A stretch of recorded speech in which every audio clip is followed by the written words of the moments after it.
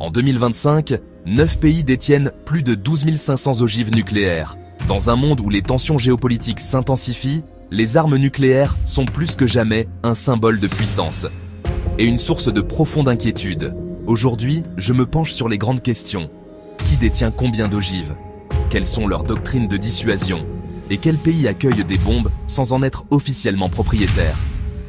Depuis Hiroshima en 1945, les armes nucléaires sont à la fois une promesse de domination militaire et une menace existentielle.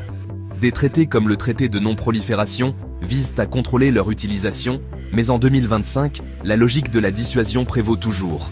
Aucune puissance nucléaire n'a attaqué une autre, illustrant la puissance de cette dissuasion. Regardons maintenant le classement mondial pour 2025. La Russie est en tête avec 5580 ogives, le plus grand stock au monde.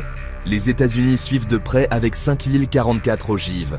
Ensemble, ces deux pays détiennent environ 98% de l'arsenal mondial.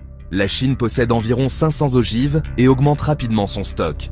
La France en a 290, le Royaume-Uni 225, le Pakistan 170 et l'Inde 160. Israël en possède environ 90, bien que non officiellement. Les chiffres de la Corée du Nord sont flous, mais estimés à environ 50.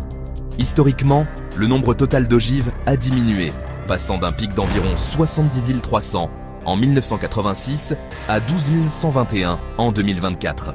Cependant, la Chine, l'Inde et le Pakistan augmentent leurs arsenaux. Chaque pays a une doctrine de dissuasion unique. La Russie adopte une stratégie agressive avec des menaces explicites. Les États-Unis pratiquent la dissuasion étendue, protégeant des alliés comme l'Europe, le Japon et la Corée du Sud. La France maintient une dissuasion nationale, les décisions étant uniquement entre les mains du président. La Chine adhère à une politique de non-recours en premier, mais modernise activement son arsenal. En Asie du Sud, l'Inde et le Pakistan maintiennent un équilibre des pouvoirs régionaux tendus. Saviez-vous que certains pays hébergent des armes nucléaires sans en être propriétaires? Dans le cadre du partage nucléaire de l'OTAN, l'Allemagne, la Belgique, l'Italie, les Pays-Bas et la Turquie accueillent des bombes américaines, prêtes à être déployées en cas de conflit majeur. Ce système est appelé partage nucléaire. Géopolitiquement, le nombre d'États nucléaires reste stable, mais les tensions montent. Les crises en Ukraine, à Taïwan et en Iran accentuent les craintes d'un recours au nucléaire. La Corée du Nord et l'Iran posent des défis importants à la stabilité.